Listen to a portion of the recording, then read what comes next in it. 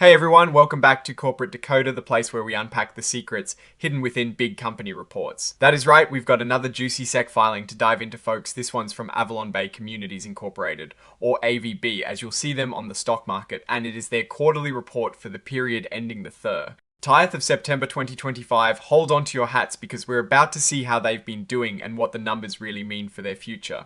Now, before we dive into the nitty-gritty, if you appreciate getting straight insights and understanding what these financial reports actually mean for companies you care about, make sure you are subscribed. That is how we keep bringing you these deep dives. And hey, if you want to chat about these filings or connect with other finance enthusiasts, our Discord community is linked down in the description below, so check that out after the video. So this filing is essentially AvalonBay's Communities Incorporated's report card for the 3 and 9 months ending on the 30th of September of 2025. Think of it as a mid-year checkup for the company. Let's kick things off by looking at their balance sheet. This is like a snapshot of everything the company owns and everything it owes at a specific point in time. One of the biggest things they own is real estate. As of the 30th of September 2025, their land and improvements were valued at about $4.9 billion.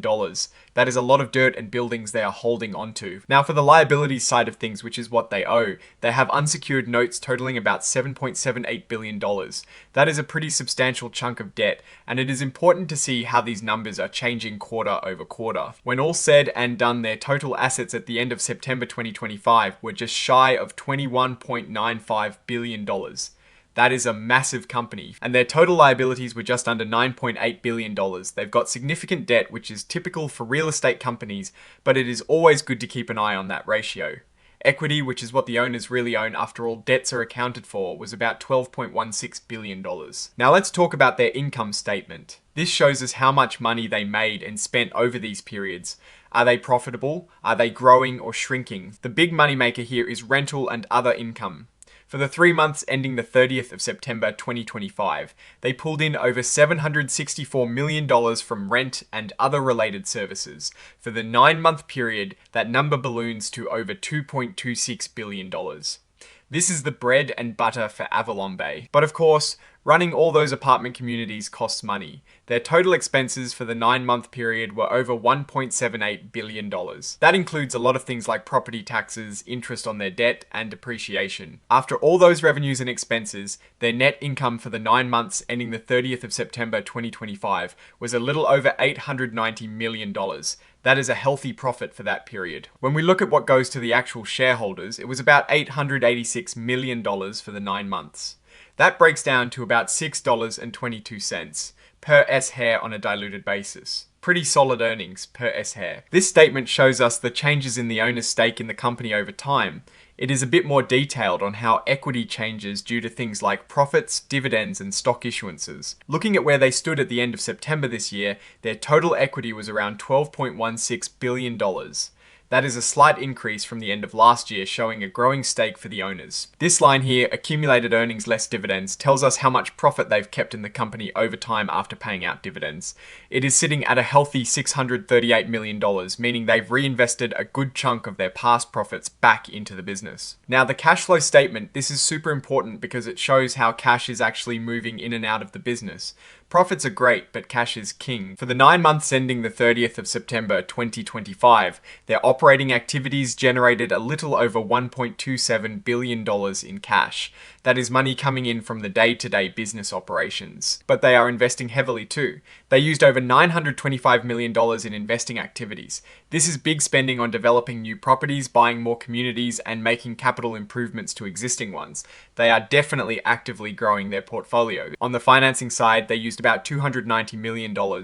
This chunk includes paying out dividends to shareholders, which is a significant amount, over $742 million for the 9 months, and also managing their debt like issuing new notes, repaying old ones, and even repurchasing some of their own stock. Overall, for the 9 months, they had a net increase in their cash and cash equivalents of about $54 million, bringing their total cash and restricted cash up to over $321 million.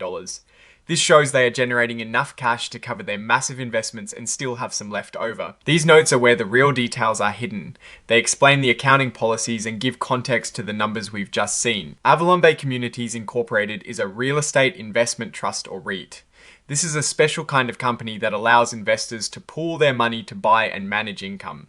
Producing real estate, being a REIT, has tax advantages. but it also means they have to distribute a large portion of their taxable income to shareholders as dividends. They consolidate a lot of their subsidiaries and joint ventures into these financial statements.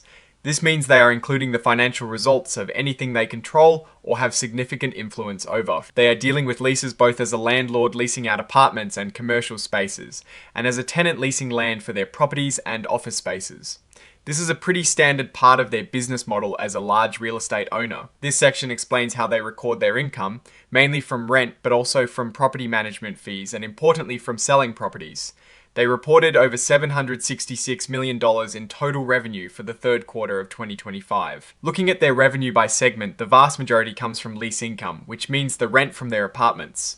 That is over $748 million just in lease income for the third quarter. This part breaks down how they categorize their properties. They have same-store communities, which have been around for a while and are similar year over year. Other stabilized communities that are also operating but might be newer or have had recent changes, and development tri-development, which are properties under construction or just finished. Net operating income, or NOI, is a key metric for real estate companies. It measures the profitability of their properties before things like corporate expenses and interest payments. Their total NOI was over $503 million for the third quarter of 2025. And for the 9 months, their same-store NOI, focusing on their established properties, was about $1.4 billion. This shows their core business is performing well. This is a really important summary statement here. They are saying their net income attributable to common stockholders went up in both periods compared to last year. The main reasons they give are increased unrealized gains on property tech investments, more profit from their existing communities, and more money from selling properties. This is generally good news. This section details their debt obligations. It is extensive, breaking down all their different loans and notes. They have a huge amount of fixed rate unsecured notes, over $7.8 billion outstanding as of the 30th of September 2025. This table is crucial. It shows when all their debt is due. For example, they have several $100 million in unsecured notes maturing in 2026 and 2027, and then a much larger chunk due later in 2029 and beyond. They'll need to manage these maturities carefully, either by repaying them, refinancing them, or using other sources of capital. This part discusses their stock. They have authorized a massive amount of common stock, and as of the 30th of September 2025, there were over 141 million shares outstanding. They also detail stock option grants and repurchase programs. It looks like they repurchased about 787,000 shares of their own stock during the third quarter of 2025, spending over $151 million. This is often done to return value to shareholders and can boost earnings per share since there are fewer shares outstanding. Now, let's talk risks. This is where the company discloses everything that could go wrong and negatively impact their business. One of the big risks they mention is not being able to secure new development opportunities. This could happen if they can't get land at a good price or if they face problems getting zoning and other approvals. This could seriously slow down their growth. Another significant risk is around their debt. They worry about not having enough cash to pay back loans when they are due, or not being able to refinance that debt on good terms. Given their massive debt load, this is a real concern for any investor. This section basically says whether they sold any stock privately or used proceeds from stock sales in a way that needs specific disclosure. This table directly relates to their stock repurchases. It shows exactly how many shares they bought back and under what programs. They bought back nearly 787,000 shares under their 2020 stock repurchase program in the third quarter of 2025, and in October they launched a new $500 million repurchase program, which is definitely a sign they believe their stock is undervalued or they want to return cash to shareholders. So what is the big story here? AvalonBay Communities is a giant in the apartment real estate world. They are growing, developing new properties and buying more communities left and right. Their rental income is strong and they are making good money from selling properties too. Their net income and earnings per share are looking up compared to last year. The company is actively managing its debt, issuing new notes and even repurchasing its own stock, which can be a positive sign. However, they are carrying a massive amount of debt, and managing those upcoming maturities is going to be a critical challenge. The risks they highlight about securing new developments and refinancing debt are real threats that could impact their future growth and profitability.